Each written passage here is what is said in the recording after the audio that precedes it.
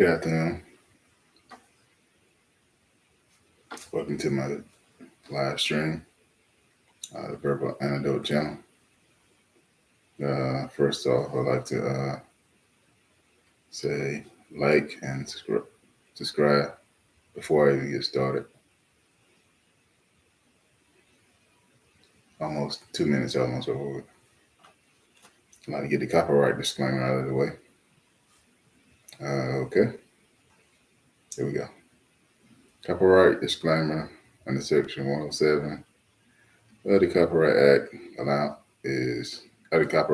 allowances is made for fair use purposes such as criticism, comments, news reporting,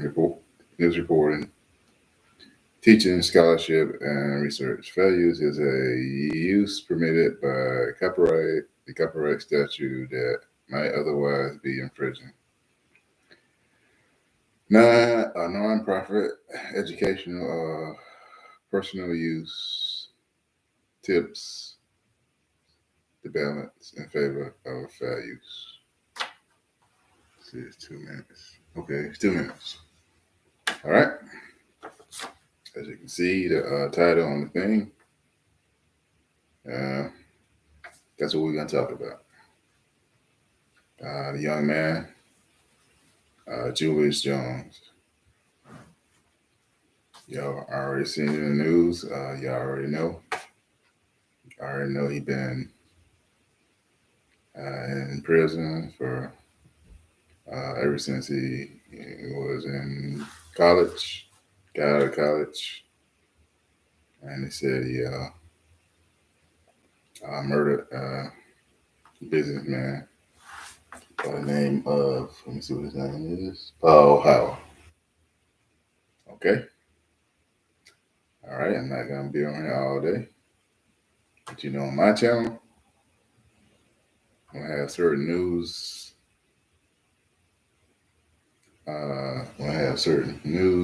Programs. I'll let the news do the talking.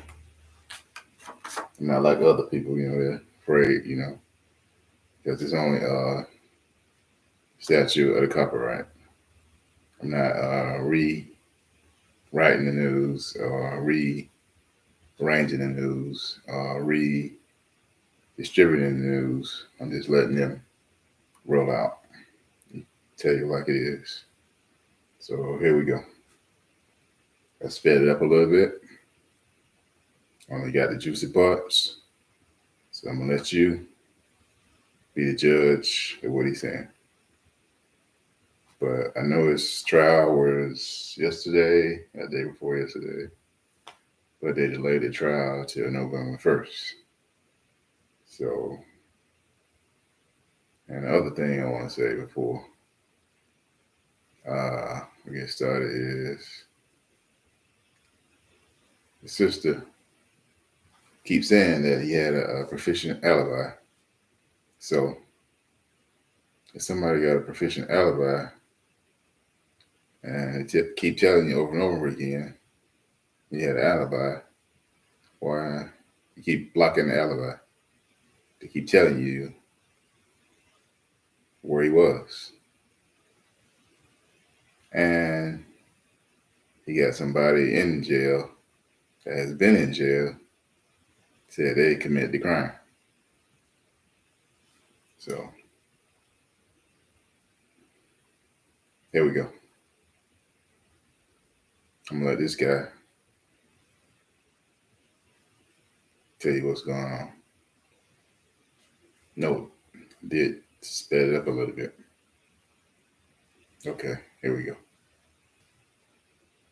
Convicted has been afforded their constitutional rights, exhausting their appeals.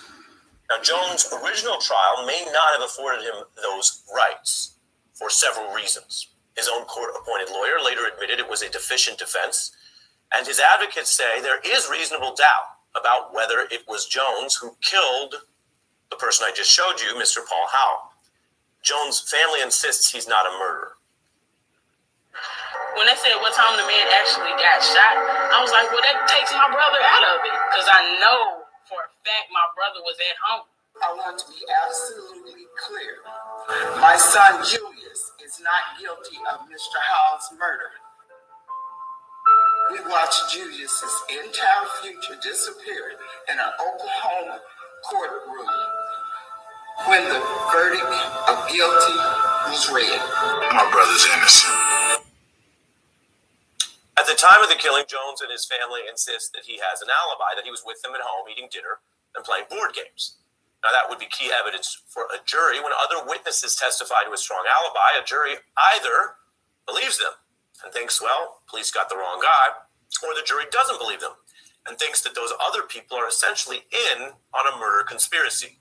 As you can imagine, it is a crime to then lie in court or to the police about where a murder suspect was. But here's the thing in this case. The jury never heard that alibi at all. The jury never heard any witnesses offer any evidence on behalf of Jones because in a kind of legal surrender, Jones' lawyers didn't call any witnesses. That's part of why his lead attorney now says that the legal representation, the defense they gave was deficient, as I mentioned. And that lawyer had no capital murder trial experience at the time. In the case, this prosecutor was bringing so many capital cases that there weren't actually enough defense attorneys to address the demand, those with any experience. Stop. Did you just hear that? You said the lawyer had so many cases. He was just throwing the cases out like you throw donuts in a donut basket. So this case right here was like what? Like washed over. So they never sat back and had time to look at the evidence. They just did the young guy wrong, you know? I think they railroaded him, blackballed him, allegedly. Innocent before proven guilty. Allegedly.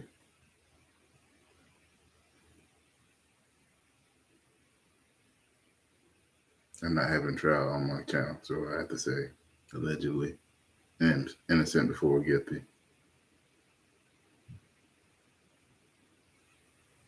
So here we go.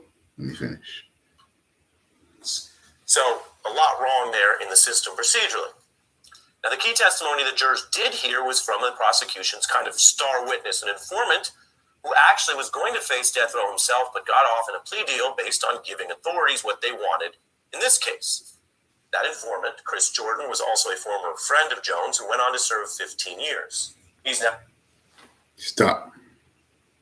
Did you hear that? The murderer right there. Informant. Chris Jordan. Said he did it. Did 15 years. So you actually think he can tell on himself? At the time when the thing was happening? Nope. You want to save his black ASS. Do you actually think he was going to say that he killed the guy? No, he wanted to save his butt. So here we go. Out of prison. It is possible that Jordan had true information to deal, and he dealt it. Many leads come from people who are also involved in some other crime. It's also possible that this former friend Jordan had a motive to pin the crime on Jones. Indeed, and this is really interesting, although also all quite serious, but interestingly, more than one person says Jordan was the actual killer. Jones alleges that he's on death row, and a former inmate who did time with the other guy, Jordan, says something that you'd want to know if you were a court reviewing this. He says Jordan actually admitted the murder, admitted doing it, and was remorseful about aspects of it. I've always wanted to do this. Sorry about that. Nope. What are you doing? Excuse me, y'all. We should probably get out of here. Ghostbusters Afterlife, PG-13. Can't stop. He was There we go. at the time being sort of remorseful, but it was one of the cases where I'm sorry, but I'm not gonna jump out there and just throw myself to the wolves. I just remember us having a conversation that he admitted that he the one basically got the murder charge, did the killing, and it wasn't this guy. This is information that has to be dealt with, that has to be sifted for its accuracy, but it certainly goes to potential reasonable doubt. Now, other evidence links back to Jones. Police found the murder weapon and a red bandana tied to the killing in his home. Jones' DNA was found on the bandana. Now, Jones' defense then turns that back to Jordan, alleging he planted those items there, and notes that the bandana has the DNA profiles of other people as well. Now, there was an adult eyewitness to the crime. Paul Howell's sister was the only adult witness, and she's convinced that Jones is the true killer. You just want to shout it at the rooftops and say, he's guilty, he's guilty. There is no doubt that Julius Jones is guilty. After 22 years, we just... Stop. You just heard what she just said. She just want to shout at the rooftop. He's guilty. He's guilty. So she's just saying,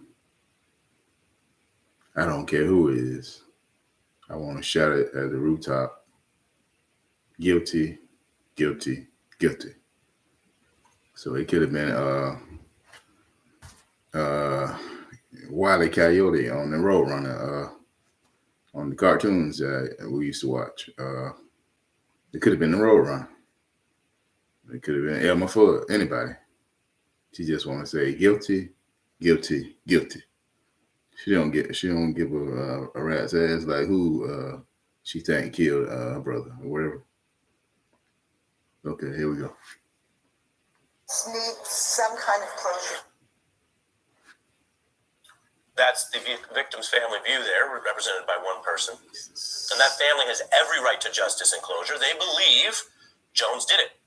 Yeah. And any full accounting includes their view. And their loss can never be made whole. Stop. They believe that he did it. I could believe the mailman stole my flowers out my yard when he drove off. Somebody, a bird could have did it. So how can I believe that the mailman did it? Stole my flowers. Did I actually see him do it? Is it any evidence? No reflection on a mailman. Yeah, I love a mailman. We gotta have mail postman. You know, great people. But that's just a metaphor. So where is the evidence showing that he did it besides the blood and the rag and the rest of the stuff? The gunpowder on his hands, gunpowder on his hands, gunpowder on his hands. If you shoot a gun, any Dumbo would know that gunpowder residue is going to be left on your hands. No matter how you shoot the gun, how you try to turn the gun, even if you have on gloves, the gunpowder residue going to be on the gloves, the backfire residue from the bullet. I don't know why it's like that, but that's how guns are. So where's the true evidence? And something else I want to talk about, like the lethal injections. Oh, it's coming up. I think the death penalty is a travesty. So like half of the people on death row probably innocent. With all the bad DNA evidence, the low technology that they had back then, you don't know if the people did it or not. Excuse me, y'all. You don't know if the people did it or not. So now, as in 2021, back then with all the old-fashioned techniques and technology, I think the death penalty evidence agenda need to be totally redone, rescript, and just changed. So I think it's a bad thing, you know. And before I started back, I want to talk to you about lethal injection. Lethal injection is a very torturous thing, you know. You can have a lethal injection, like you put the chemicals in the person's veins, and the person won't die, you know. It take a while for them to die. So I think in the statute, they never read this before. They say if you get somebody a lethal injection and after so many minutes they don't die, you're supposed to stop the execution totally and completely. I remember that law way back when. But now they have overran that law. So that is illegal right there. I remember that law back sometime. So now it's like a murderous thing to do. So you just gruesomely shoot stuff in people's arms, you know. You never know what they got in their arms. It can be like fentanyl. It could be elephant tranquilizer. It could be even Roundup fertilizer. It can be just all stuff mixed into one. You never know. So you see at the end of my channel, that's the antidote. Yeah, I got the antidote on my channel. I got the truth serum, you know. And I say antidote for a reason, but that's not neither here nor there, not yet.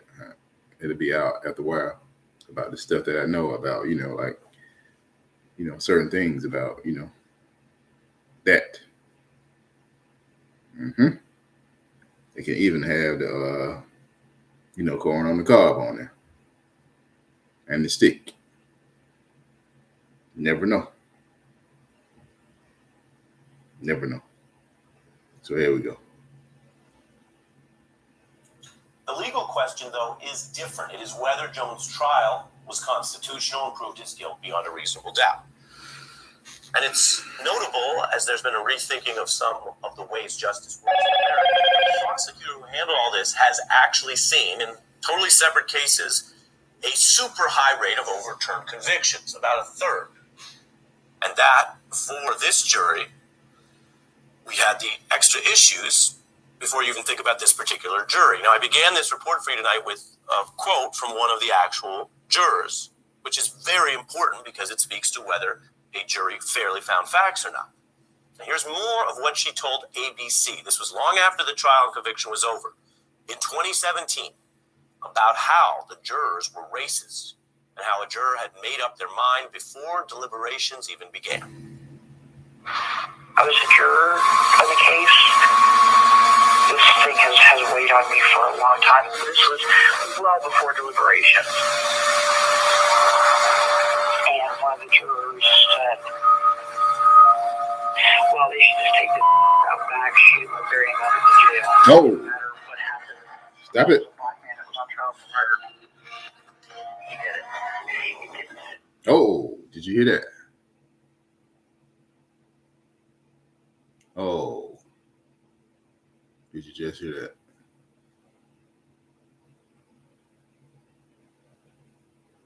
Take the NIGGER out back and blow his brains out.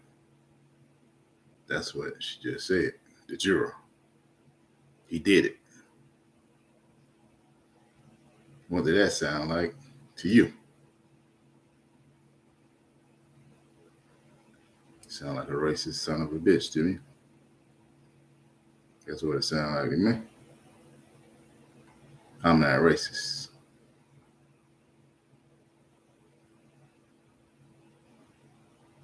That's a terrible thing to say, you know? Why would you tell somebody to take somebody out by shoot them in the head? It's a cold-blooded thing to say. Sound like a racist pig to me.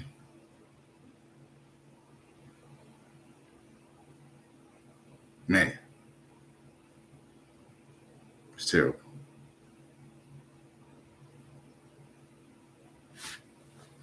Okay. Right with me, and I went to the judge with that the next day. A retirement plan Sorry. with Goya keeps us moving forward. Hey, Kevin. Okay. Hey, guys. They have customized solutions Can't to stop help that our one. family's special needs, giving us confidence in our future. And in Kevin's. Foya, well planned, well invested, well protected. There we go. The judge knew about it in real time. You can think about both the racism and the assertion of something other than truth, which is what would get a juror kicked off a jury. It didn't matter what happened, I'm quoting. It was a black man on trial for murder, I'm quoting. So for that juror, well, their mind was made up, which taints the whole thing. It makes a strong case, legally, to say that racial discrimination by the jury taints the case. But we are a nation of laws, and the Supreme Court did not see it that way or even review it. When this evidence, which came later than the original trial, did become public and formed the ground of a new appeal, the Supreme Court decided not to review the racist juror claim in 2019. Most of what I've said here tonight is about this case, but this case is a story that reflects something that is actually a larger problem in America, by which I mean this case is not an aberration. It is not unique. It is not only about Oklahoma, although there's evidence that Oklahoma is bad, really bad on these issues. Black Americans make up 13% of the American population, but 41% of the inmates on death row right now. Those convicted of killing white victims nationally are executed not at double or triple the rate or quadruple or 5 times the rate. They're executed at 17 times the rate of those convicted of killing other Black Americans. Stop. 17 times. 17 times. 17 times. So you take 10 more percentage off of that, that will be 7.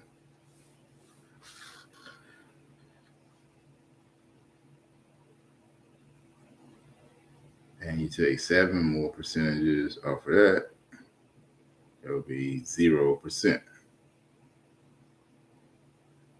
Actually, it might be 7%. That's old data. Data changed. It never updated after years and years. So 17% conviction of European inmates of the Caucasian persuasion. Actually, might be 17. It's 17%. But I think it might be 7%, allegedly. I'm not holding court. Data's never updated. It take years and years to update it. So it just might be 7%. Okay, let me finish. When we talk about what lives matter, these national facts give you a portrait of how the justice system continues to work and grind on. I'm not here to tell you what to think about the death penalty. Some people support it, some people oppose it, some people support or oppose it in certain situations. But I'm here to tell you the fact is there is no uniform death penalty in America. That's not the debate. There is a certain type of death penalty, and it is used largely against poor people and minorities, and it is used with the most force and intensity based on the racial makeup of the given allegation of a crime. The statistic I just gave you, the lives are weighted differently. Very few people in public life would ever claim that is fair or write a policy that way, but that is the policy. That is the death penalty in America today. And as for Oklahoma, well, they support their death penalty down there, but even they had to stop it for years. It's only resuming now, as I mentioned, because it's sort of notorious for these problems, notorious for botching executions, as well as the other inequities I mentioned. This is something that has been going back years. Our colleague, Rachel Maddow. Stop. What I just told you. Botching executions. Torturous murder. Shooting hot. Fiery, y'all. Chemicals in a human's veins. Lead them to die. Torture. Asphyxiation. Trying to catch the breath. His whole body on fire from the inside. From deadly chemicals. So who is the real murderer? The inmate? Or the penal system? The penitentiary? Who is the real murderer? Actually, it's the penal system. Allegedly.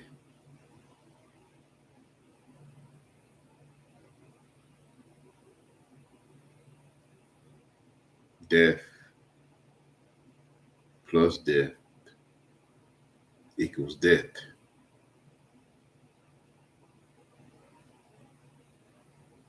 Yeah, most of them might have did it. Allegedly. Then you come around killing. You know better than the murderer. It's not your right to kill him. You're putting him to death. So that means you are a killer, a murderer. Who got the right to murder somebody? Nobody. Even a murderer. So who's the victim? Nobody. Everybody is the victim. Life is the victim. That's why they murder. They got terrible victimist things in their life. They even murder somebody. So let me let it finish. Has covered this for years. The way we carry out the death penalty, it has been a mess for a long time now. They had just called off an execution at the very last minute because, surprise, turns out they had the wrong drug. In January, we now know, they actually went ahead and used the wrong drug to kill someone else. Oh. Turns out Oklahoma is just blindly injecting people with whatever drug is at hand without noticing the label. What about the execution before that? The gruesomely botched lethal injection last year when the man in Oklahoma writhed and gasped for 43 minutes. Oh, Oklahoma, it's almost unbelievable what a mess it is right now.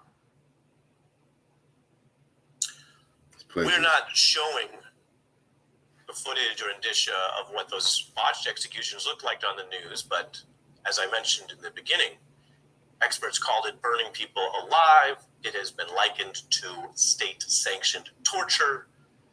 It is tough, and it is not allowed under the law, although it happens under the law. Can't say more. Like so many aspects of the American death penalty. Mm-hmm. As for this particular case, there's this Justice for Julius movement that has grown with a lot of different people who've looked hard at the case and come out for it. Activists, prominent Americans advocating for a closer look or a change or release. There have been protests across Oklahoma, where this is, of course, local news, and many pushing to try to get him off death row.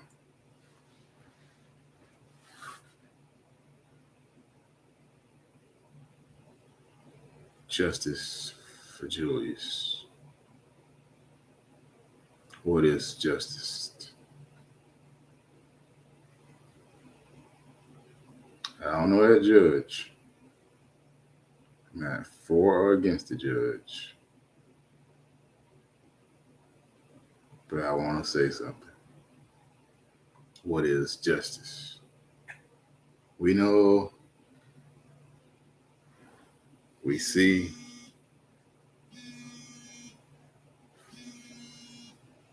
that this young guy has been railroaded. Sorry, y'all.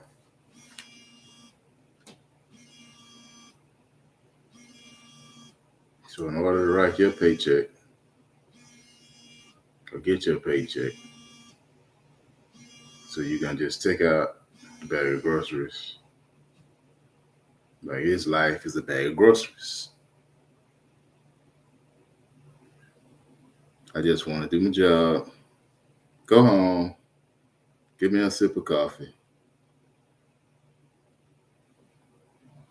It ain't nothing to me. It's just another number. I'm still gonna get paid. I might even go fishing. I might get hiking in the mountains. I might go camping. That's all the judge got on his mind. I don't care about the human heart of the person. Just a bag of groceries to me. Allegedly. Why should I care? I'm still gonna get paid. Still gonna go fishing, camping. He know better than me. Just a bag of groceries. I gotta go buy the things on this paper right here. We already botched all over the evidence. Wherever it say on this paper, I gotta do it. Whatever Abraham Lincoln wrote on the Emancipation Proclamation, I gotta do it. But what you don't know, the Emancipation Proclamation, it's almost 500 years old. Things change.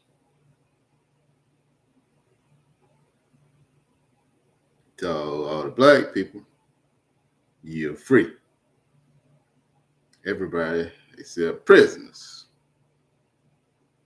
So, everybody except prisoners, that means you are an indentured servant. No matter if you're free or not, no matter if you're innocent or not, innocent before proven guilty, I gotta go on this paper where Abraham Lincoln said.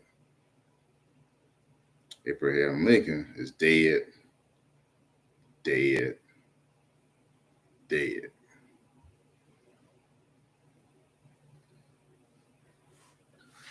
Even the law that Abraham Lincoln made up was not combined with the First Nations people. It's actually a stolen law anyway. What do you guys say about that?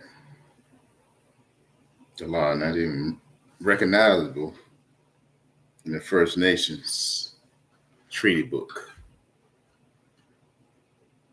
It's a made-up law for white people, not black people. It was just a law to free us. That's all it was. Think we were free. But we were already free before that. Not on that day, but Juneteenth was actually the real Freedom Day. I ain't gonna get into that. But I'm gonna let him finish. Like I said, I don't know the judge. Not trying to get no brownie points. But as I can say of this case, it was a travesty. Got blood all over it. About to be the slaying of an innocent young man. As an informant that did 15 years, I already told you, I did it. He said he killed the businessman by the name of Paul Howard. He wanted to save his ass. Excuse me. Allegedly, excuse me. He wanted to save his jackass. As an ass, as a donkey. He wanted to save it. What kind of friend you have in him? Yes, I think he framed the scarf. Probably took it in the house, put it on the porch. He had other plans for him. He was a big snitch. Yeah, he had other plans. So, I'll let this go. Finish out. Like I said, I'm not for. I don't know the judge. I can say, no, he's a hell of a person. He's a damn honey badger. Relentless in his quest to kill innocent people. Allegedly. So I'm gonna let this finish out. There we go. Mr. Jones' life is on the line. This is what he says. I never thought I was going to prison. Let alone to death row. I didn't hear long when I was ever even alive for it. I hope people will take a moment and realize no matter what color somebody's skin is, we are all human beings. I want you to take it in my family.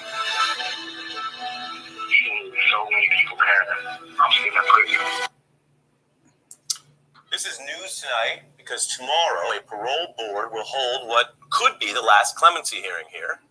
If the board denies clemency, Jones would be on track to be executed in 3 weeks unless there was legal intervention from the high courts. Or it could send the case to the governor for consideration, and then the Oklahoma governor could use authority to change the sentence to life in prison. There is much wrong with the death penalty in America. Stop. Change the sentence to life in prison without even getting a lawyer, letting the family get a lawyer to even have a DNA evidence, go over the evidence, go over the case again.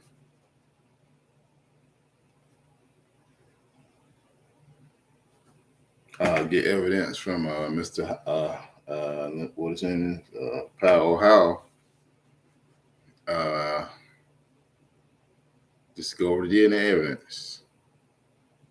I'm pretty sure they can get DNA from the family, but they don't want to do that. The lady just said back then, she don't care. She's screaming from the ceiling, guilty, guilty, guilty.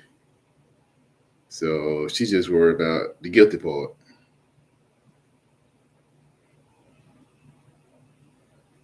She didn't worry about the real evidence. I think it was his sister or whoever it was. She just said guilty. So what can you say? She just want to throw somebody in jail. It can be a damn horse from Green Acres or something. She wants somebody in jail. You better believe it. No evidence, no forensic evidence, nothing. Just going off of topical, verbal, non-DNA evidence. Just going off the evidence that has been smeared from Mr. Jordan as a setup to Mr. Jones. Nothing. So it's like a trap. So what's his name, Mr. Jordan? He need to be recaptured. DNA swab. Sit down and really get to the bottom of that. There's ways to do it. He'll tell you the truth. So you're not trying to even let the man prove his innocence. So you're just gonna give him life in prison. So life in prison, that means nothing. He just got life in prison. Life in a cell. Yeah, he gonna die in prison. So he might as well be dead. What the hell that gonna do?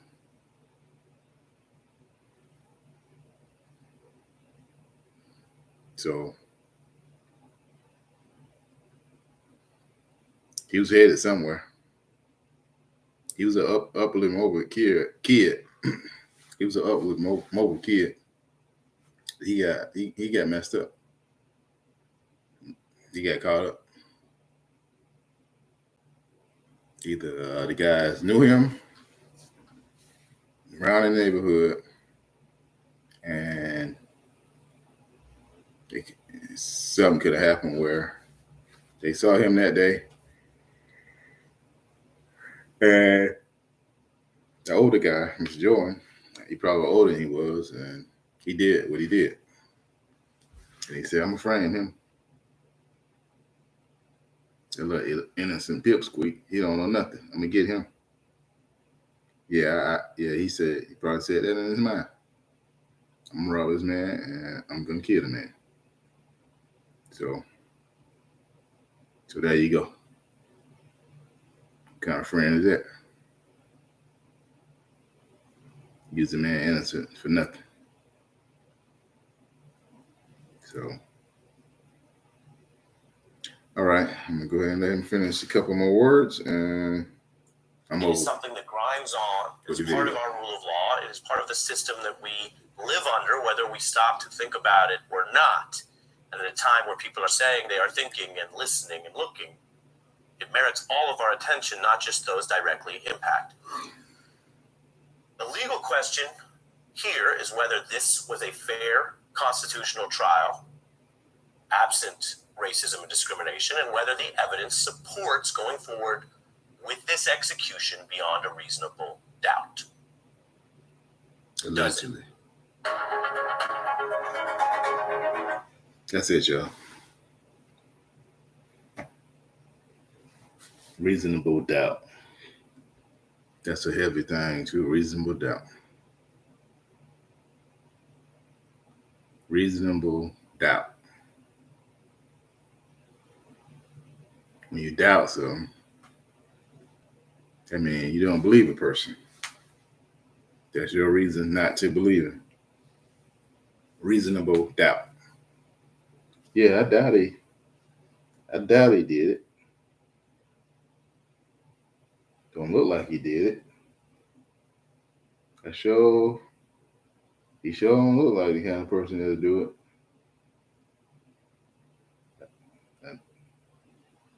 Going to college, basketball, he ain't no throw up.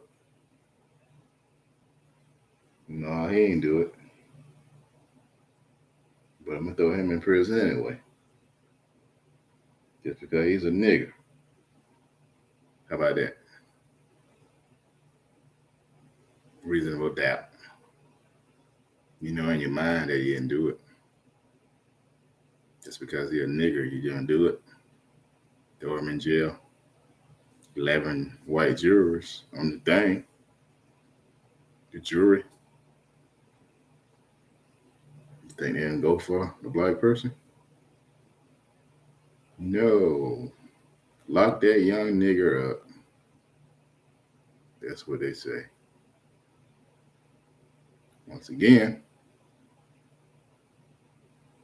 on this channel, at the end of this channel, name the antidote is discern. What is the antidote? Antidote is a serum, truth, a cure, a verbal cure. The truth is, y'all want to lock him up. 11 jurors, white, because he a nigga. Lock him on up. I don't give a damn. That's what they say. So, even the judge, lock him up.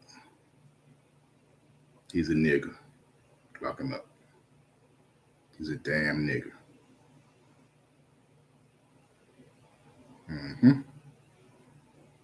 Lock him up. He's a nigger. I don't give a damn. I'm still going fishing, camping. Hell, I might even go to Mount Rushmore. I don't give a damn. Let him die. I don't give a damn. I want to get my check. Boy, look at here. All right. By the end of this video, I'd like for y'all to like the video, subscribe to my channel, and share the video. Even though I'm new,